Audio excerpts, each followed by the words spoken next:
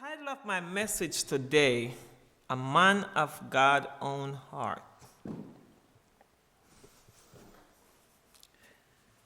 I know that we can only trust scriptures. And if God called a person in scripture a man after his own heart, it's very important to look into some of what really said or what this person have done. It's a journey for all of us because we are chosen and we're called by God for a special reason.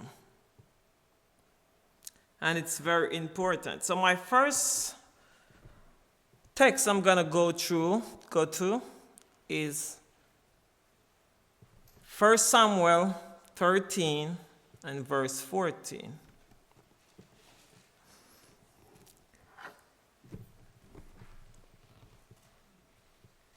We know that Samuel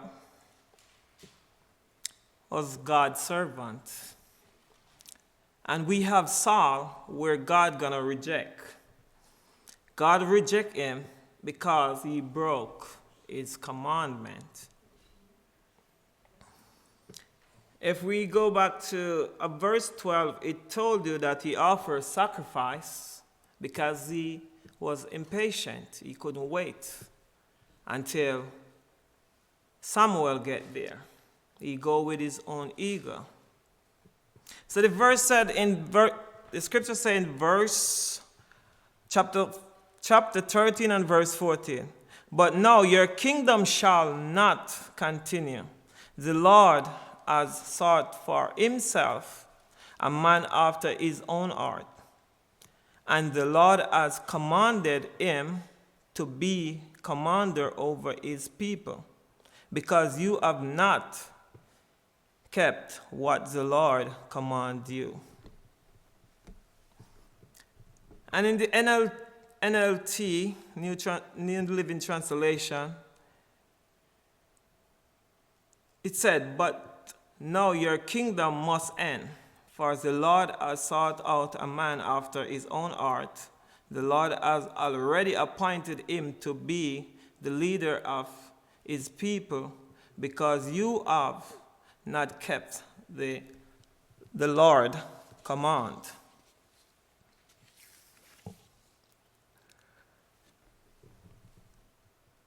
But now your kingdom shall not continue. There are parts in life where we run into failure. When we disobey what God has instilled within us and what He wants for us, then our direction changed from what God said. So the kingdom will fall. We know this story focused mostly on Saul and the transition from Saul to David. So God chose Saul to represent what the people wanted in a king. That's happened in 1 Samuel 8. God told Israel what kind of king Saul will be. This is in contrast to David, who is God's choice for what he wants in a king. So we can see here that is the people that want a king. This is not the king that God has chosen in Saul. He gave them because that's what they desire. And God told them what will happen. God said He provide for himself a king. This was the beginning of God calling David into service. God spoke and said, arise and anoint him, for this is he. And we know that when John the Baptist saw Jesus, he said the same statement. This is he, the one that God prepared. Because God knows what he desires, not what man desires. We are dealing with God calling into useful service and how we must spend our life. We see a twofold process in God's choice.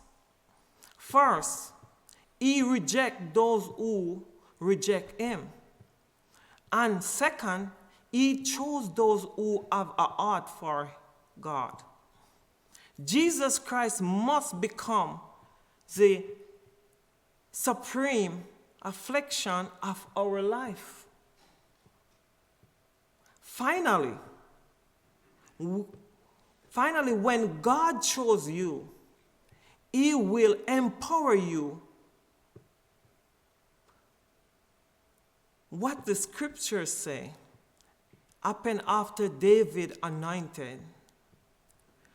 The Spirit of the Lord rushed upon David from that day forward.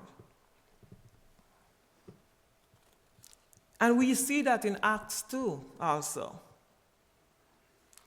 If God chooses you for something, he will empower you for it, even if it's just to learn and grow.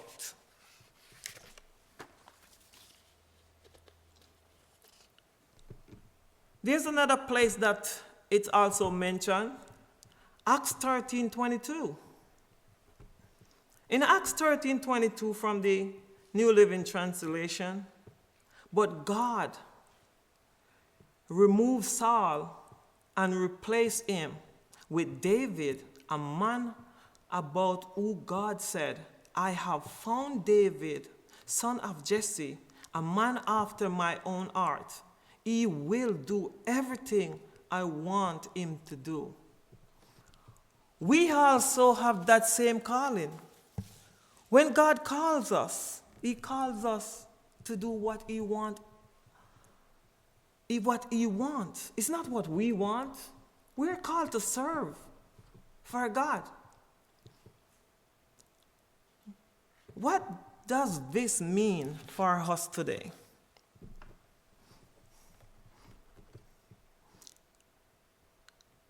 We have to understand God's heart.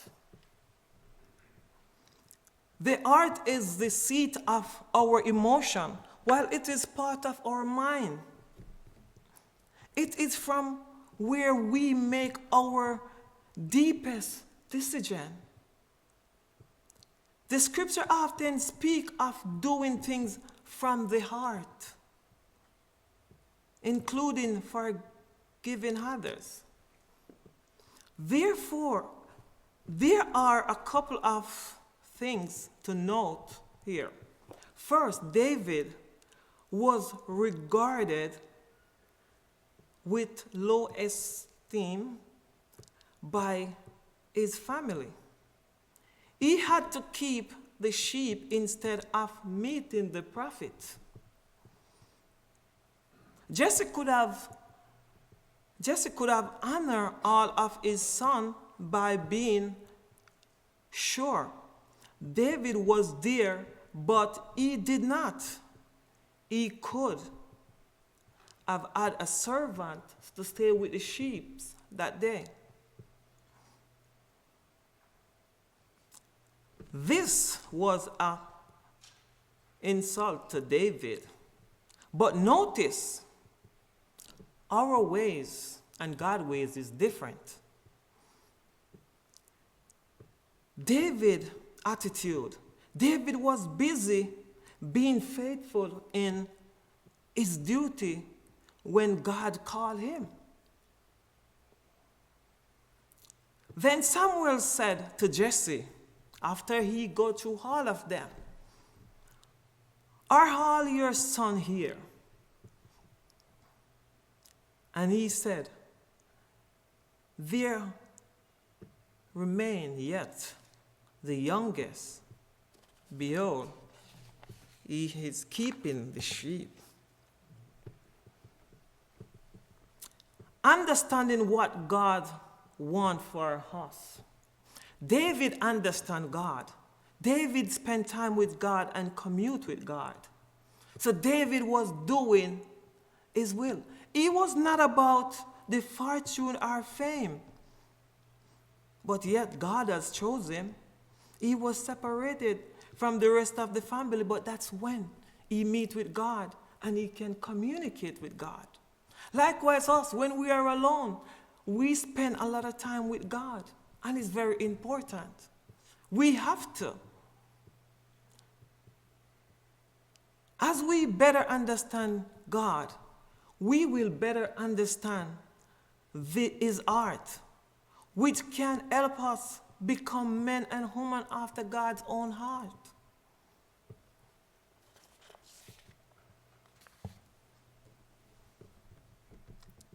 Have faith that God does not change.